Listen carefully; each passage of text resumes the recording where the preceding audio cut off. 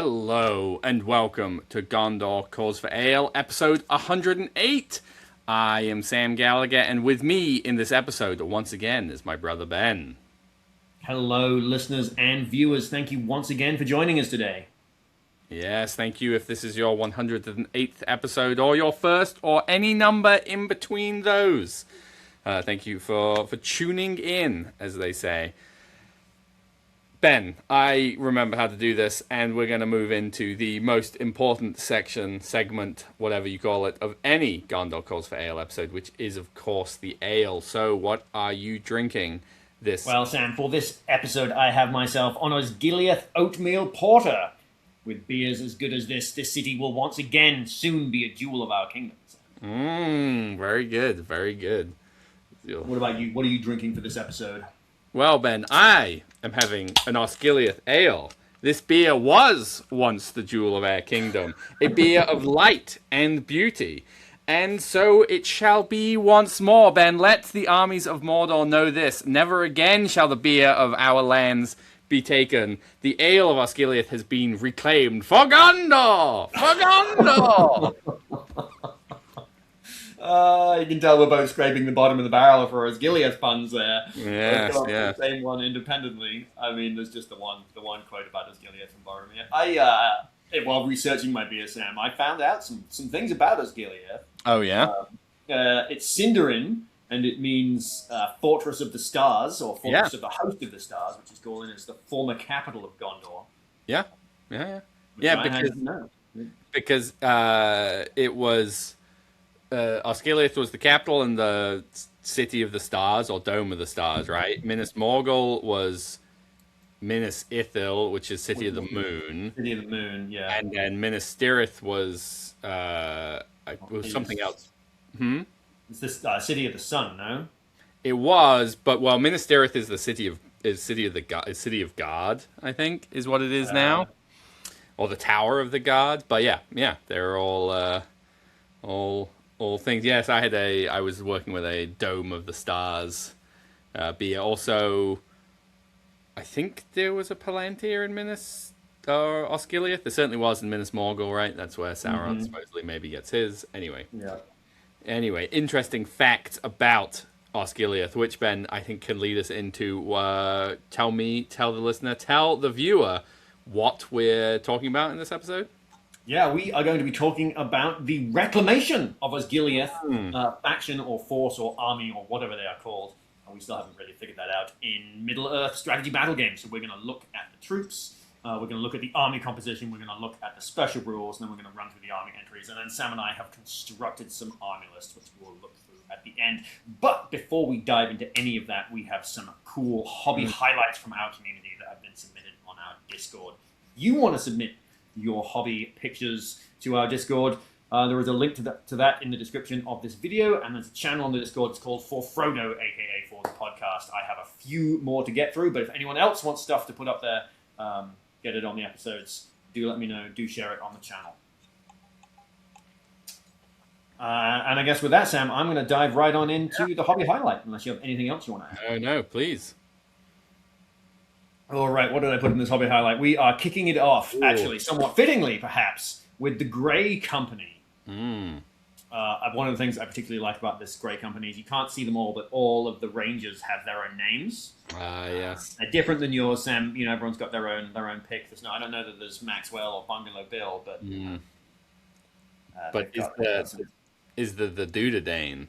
I don't know if this is the Dúnedain either, but they look sort of more Tolkien-y looking names to me, Sam, rather than there we go. Yeah, very nice. I like the blue. I do too. I think these are the actual Rangers of the North, or well, maybe some of them are. There are differences between Rangers of the North and Dúnedain models. Sure. And I don't remember which is. I like the use of these 3 hunter models as well to go with the old Ranger sculpts. That's nice. Yeah, no, it looks sweet. Little halberd back. Yeah, there they are all together. There's a lot of Rangers. That is a fair number of Rangers for sure. Oh, and the twins. Yeah, perfect. Yep. Yeah. Awesome. Nice. Very nice. Very cool. Very cool. I have Sam's Grey Company up here, and I'm thinking about breaking out some Rangers, maybe. Next we have Thranduil, looking sweet in some silver armor, purple cape on his elk. Yeah. I really like the bases here too. The Mirkwood leaves on the base. Yeah, a little third party friend wheel. Ooh, to go with a whole horde of elves. I mean, you can't have just Thranduil without having a whole mass of his halls to go with him. Yeah. There, they look great. Quite an impressive army to have gone through. I really do like the silver. I don't think I've seen silver elves before.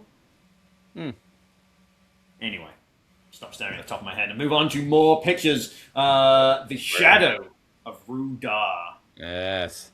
This is sick. He looks great. That's a nice color green. Is he on a... Yeah, we can... On a little bit of snow base. Yeah, I'm just trying to see if he's on a plinth versus on a base. He looks like he's on a plinth. Ooh, that's cool. I didn't catch that. But yeah, he looks great. And that is my hobby highlight for today. Just a brief hobby highlight for today. Still, I haven't read it yet, but I just seen that John has sent us a message about me calling you out from the last episode about not showing his awesomely painted. Oh, he's on my next one. I've got two more. I've got John and one more entry saved up for the next episode. And saving the best for last, Ben. Saving the best for last. That's right.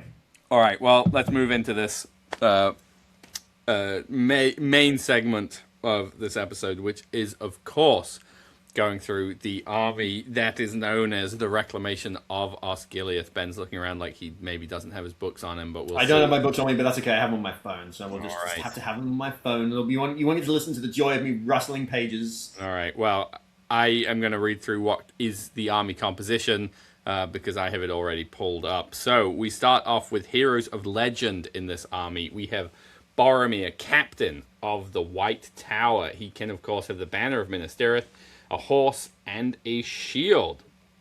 We also have for a hero of Valor, Faramir, captain of Gondor. Heroes of Fortitude, we've got Madril, captain of Ithilien, and we've got a captain of Minas Tirith. On top of that, we can take some warriors. We've got warriors of Minas Tirith. We've got knights of Minas Tirith. I guess, note the warriors can take a horn and shield, a banner, a spear and shield, bow or shield. The knights can exchange a lance and shield for a banner. We've got Rangers of Gondor who can take a banner, a warhorn, or a spear. And we've got Veterans of Osgiliath who can take a bow, shield, or spear. We've got some additional rules, and then we'll let Ben get into the army special rules. A Reclamation of Osgiliath army must include Boromir, captain of the White Tower, who is always the army general. All right, for our army special rules, we have Remember Today, Little Brother. The sons of Denethor have fought alongside one another since childhood and can easily anticipate the other's movements on the battlefield. While Boromir and Faramir are within 3 inches of each other, they may spend each other's might, will, and fate points as if they were their own. This city was once the jewel of our kingdom. Friendly models gain the Mountain Dweller special rule. And for Gondor, once per game, at the start of any fight phase, Boromir can use this special rule as long as he is alive and on the battlefield. If he does, then friendly Gondor warrior models within 6 inches of Boromir gain a bonus of +1 to wound when making strikes until the end of the turn. This is treated as an active special ability belonging to Boromir. That's awesome. +1 to wound is fantastic. I love that. All right, yeah, pretty cool. I did just do a double check. There are no additions from Legacy or the Armies of Middle Earth. This is all you get. Yeah, there's not a whole lot of different ways. As we were writing army lists and getting ready for this episode, there's not a whole lot of different ways to write Reclamation of Osgiliath. I do really like the army. I was honestly surprised that you couldn't take the 2 Forgeworld Rangers. Right? Angbad, no. Mablung is currently available in plastic. Angbor? No, Angbor's the... Angborn, I think. Angborn and Damrod. Damrod. No, Damrod's available. Well, I'll have to look it up. That's fine. But yeah, I guess they must be in the other Gondor army, the garrison of Ithilien. It always cracked me up that those 2 got moved to Legacy because they actually have lines in the book. Yeah, I know, and I'm gonna guess it's more about that they're produced in Forged with resin, and Games Workshop's getting rid of resin as a thing, and so easier to do. A sort of worth noting before we dive into the profiles here. Somebody on our Discord, Jake, suggested that we sort of combine these these army list reviews into a singular, like, all of the Minas Tirith ones or all of the Gondori themed ones, or do it around a hero. So, like, you want to take Boromir, you can take him in 2 different armies. So you do those kind of things. And I love that idea, and I think it's something that Ben and I are definitely thinking about doing. It may end up just making the episode super long, which is why we decided to stick with this one. The other thing we sort of talked about doing was, reviewing. We'll go through and talk about all of the Minas Tirith army lists, and then do a basically army list writing extravaganza, and sort of talk about, like, hey, we're gonna talk about whatever Faramir. He can be taken into most of them, and if you want to build a Faramir list, you could take him like here, here, or here. So that is, we just want to say thank you for Jake for the suggestion, and if you, the listener or the viewer, are interested in us doing sort of a longer thing where we go through a few army lists and different options, like, let's follow Éomer on his quest, and if you love Éomer, where would you like to play him? Let us know in the comments. That would be grand. Yeah, Éomer would be a big one to tackle. He's in like a gajillion different armies.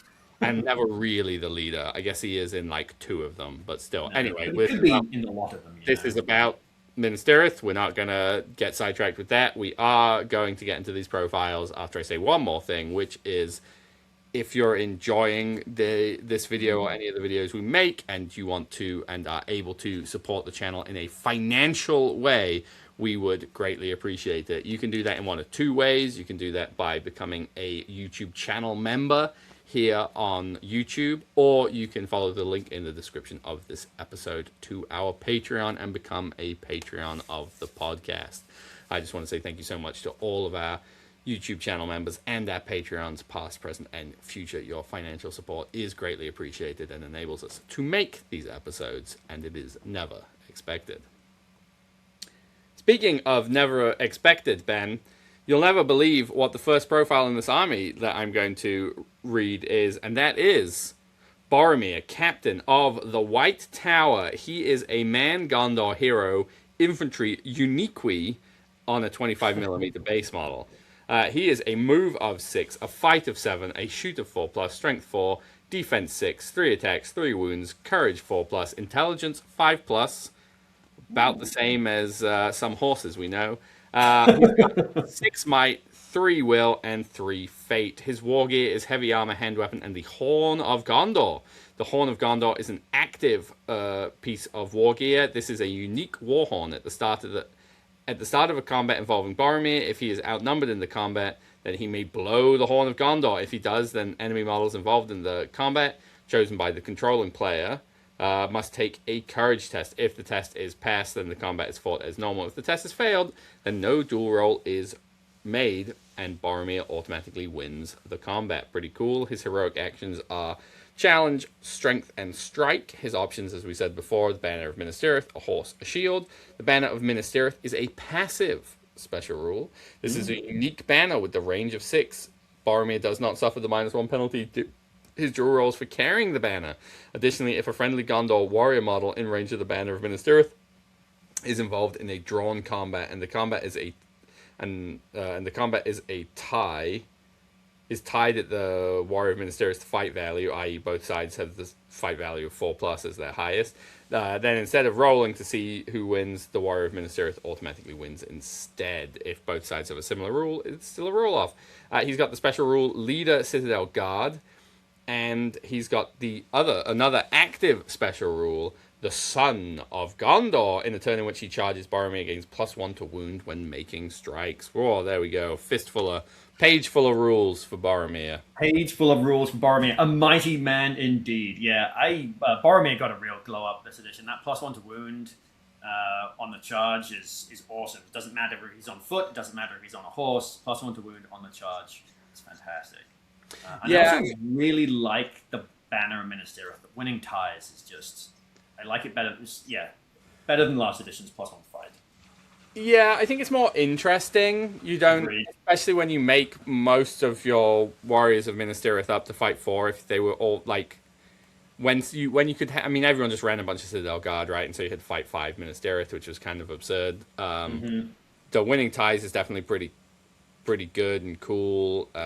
Probably worse than the +1 fight. Yeah, but it feels a little more bound. Like Yeah, your warriors and Minister aren't out fighting elves, but when they tie yeah, those Moran and orcs, or yeah.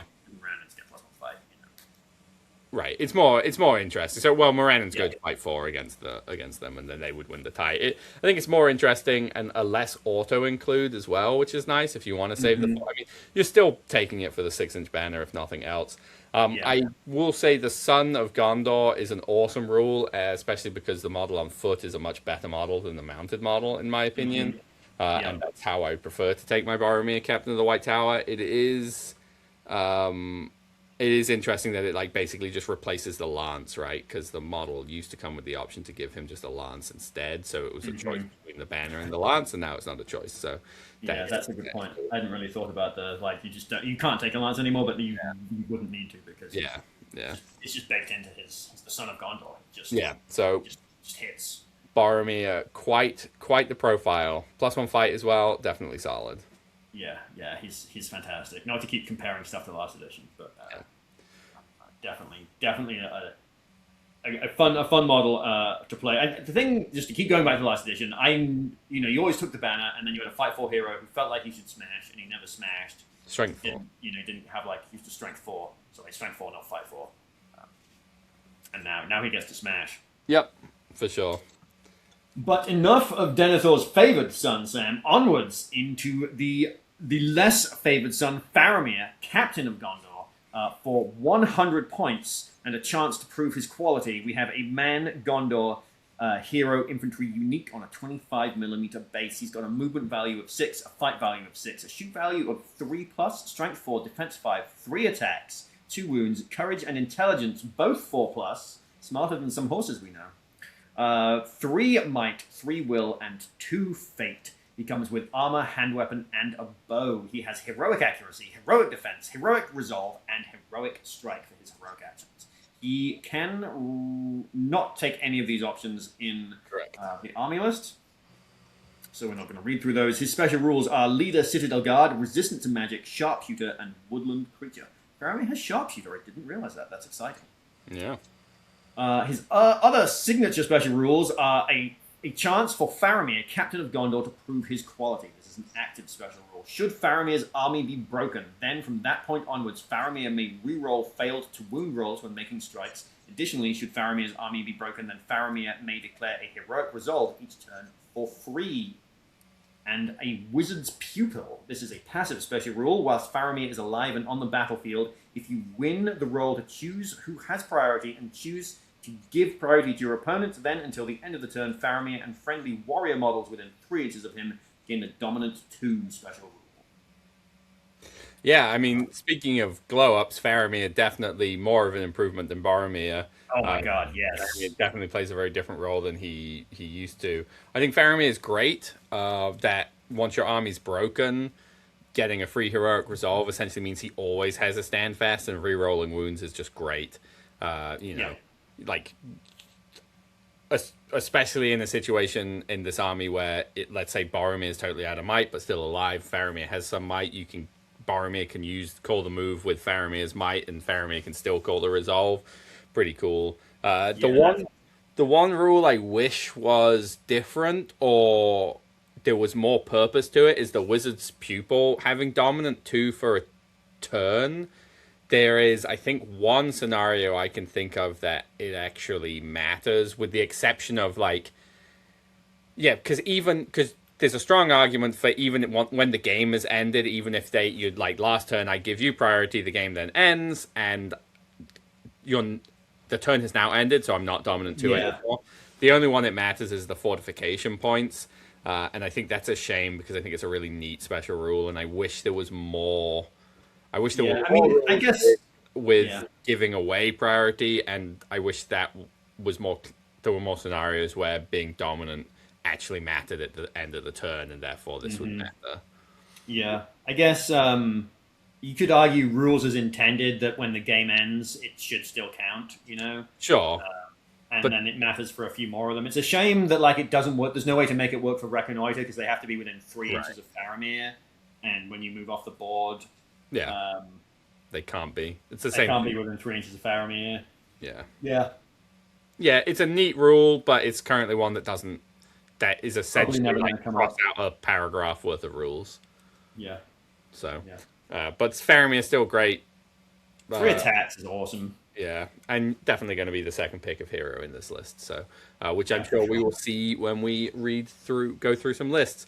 Next up, we have Madril, Captain of Athelion. He is a man, Gondor hero, infantry, unique way, and on a 25mm base. He's got move 6, fight 4, shoot 3 plus, strength 4, defense 5, 2 attacks, 2 wounds, courage and intelligence both of 6 plus. He's got 3 might, 1 will, 1 fate. He's got his war gear of armor, hand weapon, and bow. Heroic actions of accuracy and march.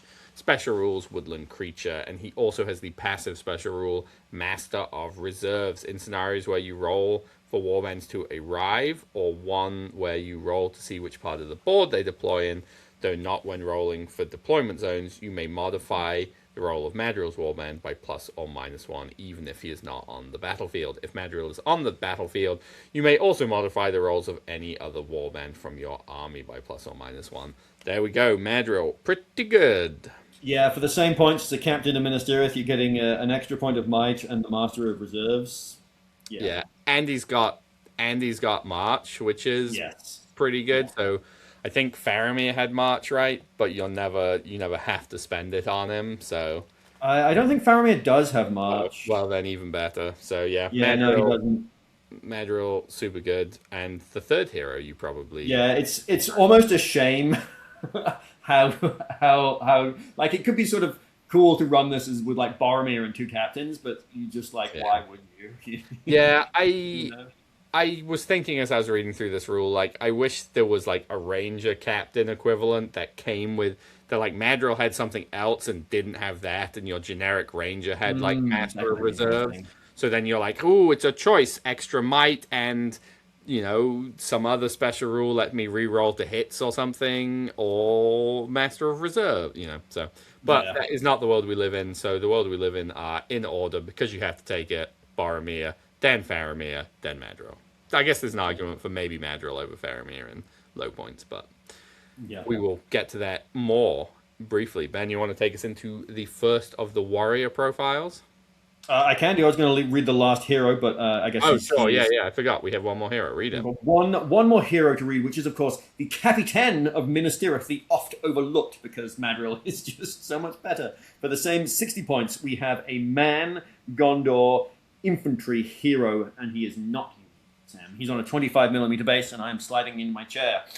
He has a movement value of 6, a fight value of 5, shoot 4 plus, strength 4, defense 7, 2 attacks, 2 wounds, courage and intelligence both 6, 2 might, 1 will, and 1 fate. Heavy armor, hand weapon, and a shield. He's got heroic march and shield wall. Yeah, okay, so we compare him to Madril. Does he have a better fight? Yeah. Madril's only fight 4, right? Yeah, so he's got +1 fight and 2 better defense, which is nice, like if you... 3 if he's in shield wall. 3 if he's in shield wall, yeah. So I guess if you know that you're playing Assassination and Fog of War or something, maybe there's an argument for taking the captain over Madril. Yeah. Yeah, I mean, I think the captain's certainly good, but I just Madril is just benefits the army so much more. Yeah, for sure. All right. Well, I will take it into our first warrior profile, 1 page back, the Veterans of Osgiliath. Oh, wait, no, we have Rangers. Ben, I'll let you do the Veterans of Osgiliath. Yes.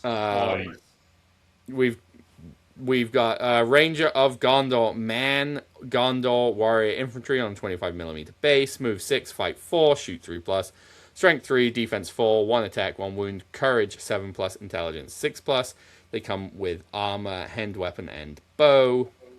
You can take the option of a banner, a warhorn, and a spear, and woodland creature. They're not terribly interesting, but they're pretty good at shooting, so fairly easy to stick a bunch of these in the list and get some shots in. Yeah, it's also nice that they have access to a spear. I think they're like one of the only like warrior models anymore that can have a bow and a spear, which used to be like people love to do it with the elves last edition. Yeah. Like, I think the Rangers of Gondor are just about the only one that can still do it. Yeah, the trade-off with doing that, though, right, is that you don't get your shield wall. So I think they pair great with the Veterans of Osgiliath, which are probably just objectively not a very good choice to include. But since they lose shield wall anyway, you're like fine to back them up with Rangers with That's an interesting point. shield. Yeah. All right, I'll let you take the next one. As mentioned, the Osgiliath veterans for 9 points. We've got a man Gondor warrior infantry on a 25 millimeter base, movement value 6, fight value 4, shoot 4+, strength 3, defense 5, 1 attack, 1 wound, courage and intelligence, both 6+. So a bit braver, a bit more intelligent than your average boys. They come with heavy armor and a hand weapon. For 1 point, they can either have a bow, a spear, or a shield. They have the Hatred Mordor special rules and an active special ability loyal to the captains. Whilst within 6 inches of either Boromir or Faramir, this model may re-roll failed to wound rolls of a natural 1 when making strikes. Yeah, so they're going to be 10 points base because you have to give them a war gear upgrade. And they can't have a spear and shield, which is a real shame. But I do quite like these guys. They're probably not, like I think Sam said, like the Warriors of Minas Tirith are probably just better. Save yourself a point. But I quite like these guys a lot. It is a shame they lose Shield Wall. Everyone complained about that last edition, and Games Workshop have stuck with it. But that's okay. I really like that reroll one that's near the captains. It's just cool. Yeah, And, the thing plus about one intelligence and courage, I think, could be situationally quite useful. the thing about Shield Wall, right, is okay. So let's say they got Shield Wall, but then you couldn't take them with spears. People would still I guess you could back them up with Gondor warriors with shield. So yeah, I think I don't care about the Shield Wall. I just wish they had a shield and spear. That'd be cool. I think they're cool, and I think it's a good flavor choice to include. But it's they were so close to being like awesome. If they had kept the being within range of one of the brothers of +1 fight, they would be super good now. Given that you lost that on the banner. So before it didn't matter because the banner gave your Citadel Guard and your Guard of the Fountain Court fight 5, and your regular warriors fight 4, and it gave the Osgiliath veterans fight 4, and if they were within range of the captains, they'd go to fight 5. But you just take Citadel Guard or Guard of the Fountain Court instead, and not have to jump through as many rings. But now given that the +1 fight bubbles are significantly less prevalent, I think it would have been kind of cool if they'd kept that. So yeah, that would have been cool. I still like it. Reroll ones is good. Yeah, reroll ones is good. I like these guys a lot. We'll get into the army list, but I like them a lot.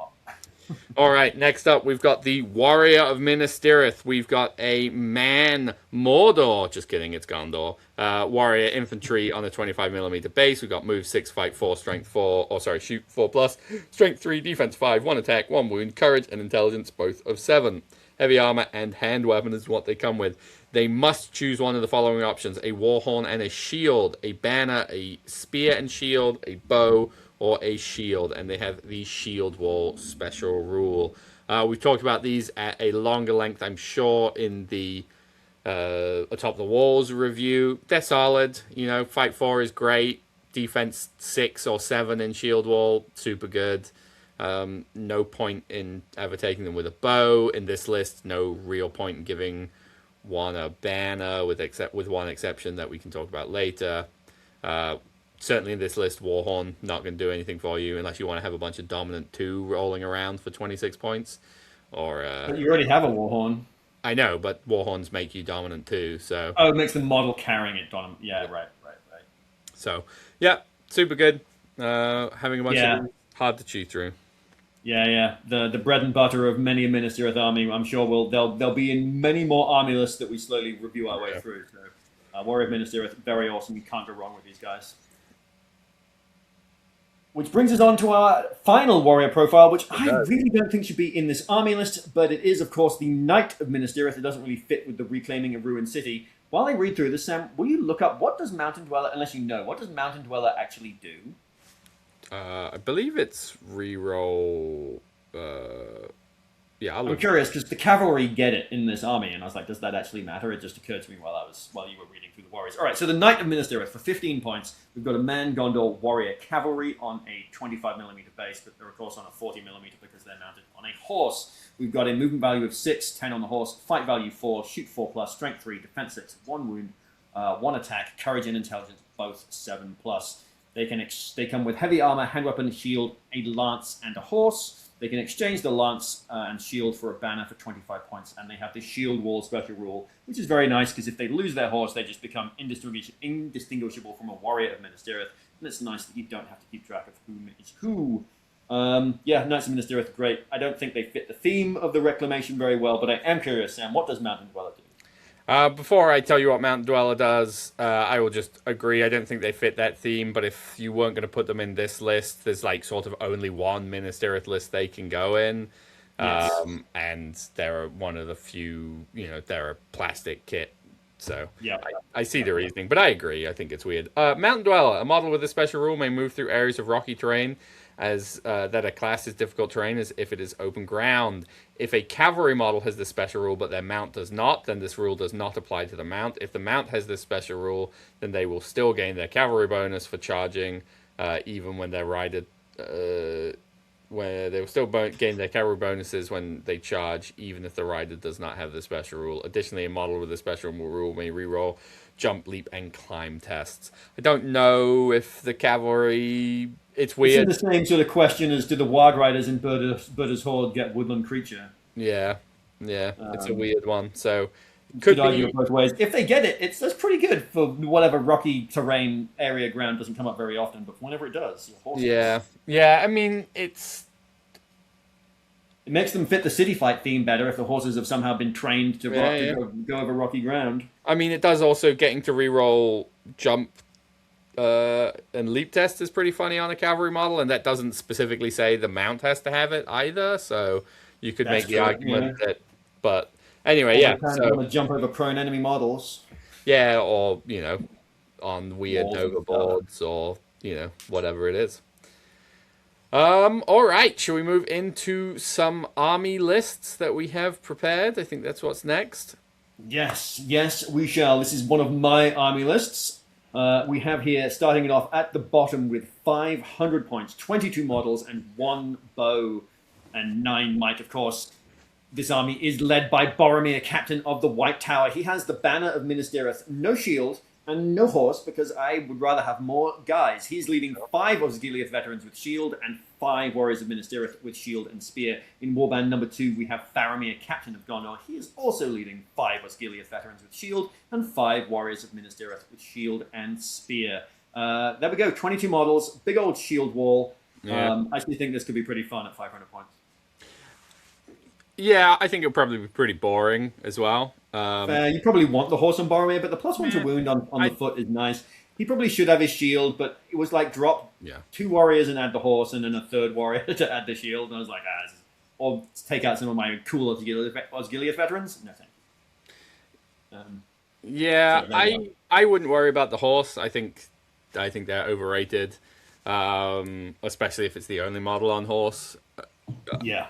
Sure. I think it's a shame. I understand, like we said, it's always going to be Boromir and then Faramir, but I do think it's a shame. I think at this point's level, there is certainly there would be a place for the second hero to be Madril or a captain, and then you get another 40 points worth of guys, which, given that Boromir is a hero of legend, you've got 8 warband slots in his and 2 more. So you have access to another 12 warband slots as this army is written, so... You could go for Horde and something different, but every rule in the army is geared around having those too, so you might as well. All right, so that's my 500 point list. Here you go, Sam. This is one of your lists. Yeah, so this is 648 points if you're playing a very specific point level tournament. 33 models, 12 bows, and 12 might. We've got Boromir, captain of the White Tower. He has he is the banner of Minas Tirith and a shield. In his warband, there are 7 warriors of Minas Tirith with shield and 7 warriors of Minas Tirith with spear and shield.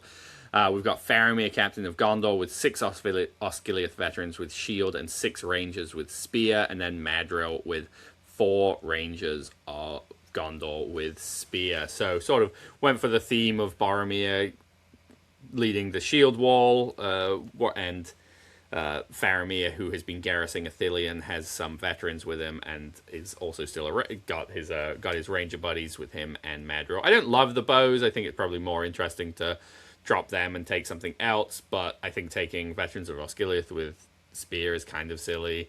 I would 100% agree with that. So like you could swap those out to be regular Warriors of Minas Tirith or just more veterans. It might be worth just making Faramir's Warband 12 Veterans of Osgiliath the Shield. That would be kind of fun. So, but yeah, that is that list. Any thoughts, feelings, or anything about this? Yeah, I like this a lot. I think you could definitely just take 2 of Boromir's warriors and turn them into Osgiliath veterans just to round out your points to an even 650 if you wanted to. Sure. But yeah, it's nice to have a big block that's going to be your shield wall, your anvil. Faramir can play hammer to Boromir's anvil a little bit, at least as far as the warbands go. I would agree with the rangers. They're cool. I don't like playing with bows a whole lot. I end up moving them around more than shooting with them, and they're sometimes useful. So nice to have a bunch of rangers. Yeah, I think if you're being competitive, 12 bows is pretty scary. Yeah. 2 of them one of them's sharpshooter and 2 of them are powered by might if you need it. Yeah. But definitely having sharpshooter on Faramir is cool. I didn't realize you had that. Being able to peg someone's pinpoint shot someone's horse is cool. Yeah. Which brings us into my next list, 750 points. We've got Boromir, Captain of the White Tower. He has the whole kitchen sink this time. He's got the Banner of Minas Tirith, the horse, and the shield. He's leading 6 Osgiliath veterans with shield, 6 warriors of Minas Tirith with shield and spear, and 2 knights of Minas Tirith. In Warband number 2, we have Faramir, Captain of Gondor. He's leading another 6 Osgiliath veterans with shield, and another 6 warriors of Minas Tirith with shield and spear. And in Warband number 3, we've got Madril with all of our bows. He's got 7 rangers with spear and 4 rangers that do not have any war gear, just because that's the way the points shook out. You could probably shuffle the warbands around so the rangers aren't all in one spot, and Madril has like a real warband. I think one of the cool things about taking Madril though is with the whatever his special rule is called, Master of Ambush. If you feel less like it doesn't feel like quite as bad to be like, oh no, all of my rangers showed up in the wrong spot or something. He's more likely to show up in the right spot, and then you've got so much might in the army in general that I don't know. I didn't mind quite as much as having a thematic warband that's just Madril and a bunch of rangers, which is not something I would normally do. Yeah, I think the disadvantage of it is then like either you end up sitting Madril in the back and shooting a bunch where his 3 might is not as useful, or you're like very predictable where on a regular deployment the warband's going to go because it's the one shooting lane versus if you've got you've got a total of 11 rangers. If you've got 4, 4, and 3, you can kind of spread them out, and they're not doing as. I mean, there is something to be said about lining up the 12 bows in that warband and just being like, I'm just going to roll them at your front rank, and that like is enough dice that you might kill some stuff. But having the like chip shots here and there can be a little scarier, and also I think it can lead your opponent to care slightly less about the bows. If you're like, I'm taking 2 shots here, 3 shots there, whatever, and then when they play like Ben and don't really move their banner particularly precisely, it gets left in the open, and so 3 rangers from this angle that can shoot at it, and you like take off their banner. It's versus nobody. If you walk up into a rank of 12 bow shots, you are like, this banner is being touched by 3 other models and it's not going to get killed. So that's. But I think it was Faramir's Rangers, but something I played into with my Hill Tribesmen played into. Something like 12 bow shots and Madril behind them, and my captain behind 2 ranks of warriors got shot off the board. And it wasn't because of in the ways, it's because all the warriors got shot and my captain got shot to death. So he took 3 wounds. I didn't even need to roll the fate or something. Yeah. I mean, that's the thing, is it just like bows I don't think are particularly fun, but they're certainly not my thing, but in some matchups they can just be so good. But this is not something to be said for them. They are thematic. That they're like the shots in the movies with the Rangers, just like unleashing death into the orcs would be something that would be kind of cool to be able to replicate in the game. Just in that it is awesome, but like that would be miserable to play against if you guys were just getting mowed down by bows. Yeah, I mean, I think the thing about it is is that with this many bows, you're starting to incentivize yourself from building the list to deploy it. Your 12-inch line or 6 inches off the back and make your opponent push the models towards you, which is only seems to happen in tournament games because people like suddenly care about winning or losing. but also you're like, this is the game where I'm like, at a thing, I have to chase around to your side of the table, and it gets annoying. Like it's the kind of thing you've told me of a couple of like game days where people have done that to you, and I'm like, I would just pick my models up and be like, man, you want to like, I'm good. We can just say you won, and I'm gonna go play somebody who wants to like push models around and interact. So that is where my issue with bows can go in these kind of things, because they're good, or they can be really good, and by writing a bunch into the list, I think having a handful, fine, great, whatever. But by writing them into the list, you do sort of push yourself into the like, well, why did I waste the points on taking these things if I'm not using them? So. Yeah, that's fair. Which is, again, I think one of the reasons why it's really nice to be able to have spears on the ranges of Gondor, because then, if nothing else, they're still like, they're squishy and they die, but they've got a spear, they're in your second rank, and with that spear, they're the same as a warrior of Minas Tirith, except they don't get they're not providing the shield wall bonus. Yeah. All right. Last one. Let's see how many bows. Last list. How big did you go, Sam? I told Sam to write me an 800 points plus list. All right. Well, I went for the oft-played 998 point army with 15 bows, Ben. So I did not follow my own advice. So we have, of course, leading the army, Boromir, Captain of the White Tower. He is waving the banner of Minas Tirith on horseback with a shield. In his warband, there are 11 knights of Minas Tirith. We went for Boromir riding in. We've got, in our second warband, Faramir, Captain of Gondor, with 7 Osgiliath veterans with shield. 1 warrior of Minas Tirith with banner. The only reason you might ever take them is in a big game like this. And 7 Rangers of Gondor with spear. In warband 2, we've got Madril, Captain of Ithilien, with 6 warriors of Minas Tirith with shield and 6 rangers with spear. And then in our fourth and final warband, we've got a captain of Minas Tirith with 6 warriors of Minas Tirith with spear and shield, and 6 warriors of Minas Tirith with shield. So we got Boromir can use his banner with his knights, and Faramir and co have a banner to keep a battle line going. I like this a lot. You have used almost all of your warband slots. You have 7 warband slots left, and 6. Yes, 7 warband slots left, and they're in Boromir's warband, and that's it. Everyone else's warband is full. Faramir's leading his full 15. Madril and the captain both have 12. Fantastic, very cool. I initially wrote it with double captain, and just sort of quickly was like, I would think I'd rather just have more models. So yeah. I do think it's cool. It is the one thing I will say about it is a bit of a shame that you've built it so that you can separate the brothers, because again, the signature rule is that. That said, though, at 1,000 points, you've got different things going on. You've got flanks and center lines, and different things start to matter. Plus, the idea of Boromir leading 11 knights is very cool. Very cool. Yeah, I think it is a weird one, because like, you do want to have those two together. You do want Boromir to affect as many models as possible with the I Win Tie banner, but also Boromir and 11 knights smashing into something is gonna be fair, especially for a turn you call for Gondor. Plus, so you've got 14 might, which, at 1,000 points is still so much might. Oh, God, yeah, plus 2 to wound on the turn you call for Gondor. Yeah. Yeah, wow. Yeah. Wow. Time to start converting some Osgiliath veterans. I have to say, someone in the Discord has been posting some head swaps for Osgiliath veterans. It's got me all inspired to do a reclamation of Osgiliath army. I've got a whole bunch of spare Rohan heads, because all of my Rohan heroes have heads. But then I got thinking that I've got all of these spare Hill Tribes heads. Yeah. And they're all like beardy and scruffy, which feels very fitting for veterans that have been in the wars for a little bit. So yeah, some head swaps with Hill Tribesmen for my Osgiliath veterans. It's got to. I'll be interested to see how that goes, because I promise you that those heads are significantly smaller than the hands for the Warriors of Minas Tirith. So I guess we're going to do some hand swaps as well. They're going to have fists the size of their heads.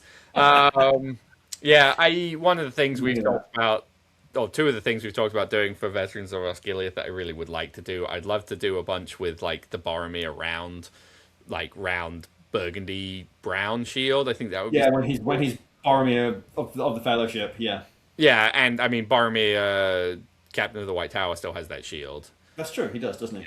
Yeah. I don't think you I don't know that he has it in. I don't know that he has a shield in the movies when he's Captain of the White Tower, but I can't remember. Anyway, You know what's funny? Just real quick, it's just occurred to me. You said he's got the round shield, and we've talked about using those shields for veterans before to sort of distinguish that they don't have the shield wall special rule. Neither of the brothers have the shield wall special rule. So the Rangers, it fits more with the veterans not having. The better you get at fighting, you don't need shield wall anymore. The better you get at fighting, you don't need your mates. I don't think can Faramir ever take a shield. Yeah, he can take it. He can swap his. He can drop his bow for a lance and a shield and a horse. He does get a lance. I wasn't sure because there is a model with him with. There is a model of him with a shield, but I wasn't sure if they sort of. Yeah, he can take a shield. But yeah, so the other thing we talked about was sort of giving them different like sapper helmets. I think would be kind of cool. But yeah, so I think doing some Veterans of Osgiliath would be certainly pretty awesome. And give them more picks, like they've been, sort of like masonry tools. They've been dismantling the city to make barricades. Yeah. So not that weapons matter anymore. But no, cool. As thank God. I'm so glad that's gone.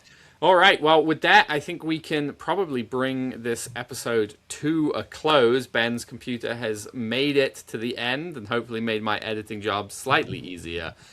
Before we close out this episode, Ben, anything you wish to say or do? No, I don't think so. Other than that, there is currently a display board competition going on in the OSBTL here. It's like an online. Oh yeah. Post pictures of your display board.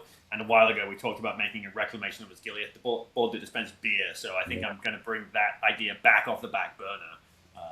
Because I've got an idea for Osgiliath veterans. The heads might be the wrong size, so I might have to throw that idea out the window. But anyway, there's a display board competition, and how can you lose if you've got a display board that dispenses? Well, we will have to talk about this off air, for I have questions and thoughts. Speaking of competitions, it's not a competition, but we do have the Gondor Calls for Ale Hobby Bingo, which I updated mine recently. There's a channel in our Discord for that if you want to check it out and do some good old hobby bingo stuff. And with that, I think we can end this episode here. As always, thank you so much for listening. Thank you for watching. If you wouldn't mind giving this video a like, drop us a comment, or subscribe. If there is an army you would love to hear us talk about or see us talk about in some amount of detail, put it in the comments. Let us know. The next one we'll be doing, in theory, will be an evil army because we like to alternate. So we'd love to hear it. But if there's a good one you'd like us to hear about or talk about, drop that in as well. With that all said and done, we'll see you next week with a battle report. And then 2 weeks from now, we'll be back with another episode. Thank you for listening to Gondor Calls for Ale. We hope you have enjoyed this episode. We, at Gondor Calls for Ale, are officially sponsored by the Baron of Dice, the producer of premium wargaming dice. These beautifully hand-swirled resin dice have no micro bubbles and are therefore perfectly balanced. With over 3,000 variants and unique designs, nearly every tabletop gaming system is represented. So check out the description of this episode for a link and a discount code. Go buy yourself some new dice and let the good times roll. We at Gondor Calls for Ale are not associated with Games Workshop, New Line Cinema, or the Tolkien Estate. We hope we have not misrepresented or offended anyone. These recordings are strictly recollections of games we've played and are not commentaries on the character or competence of our opponents. They are intended purely for entertainment, and we hope they will be taken as such. You can find us on Patreon, see the link in the description. Supporting Gondor Calls for Ale there helps us continue to produce these episodes. You can find us on Instagram at Gondor_calls_for_ale. Feel free to send us a message there. Or on Facebook as Gondor Calls for Ale, another great place to send us a message. Or you can send us an email at gondorcallsforale@gmail.com. As Boromir, Captain of the White Tower, once said, remember today, listener, today this episode was good.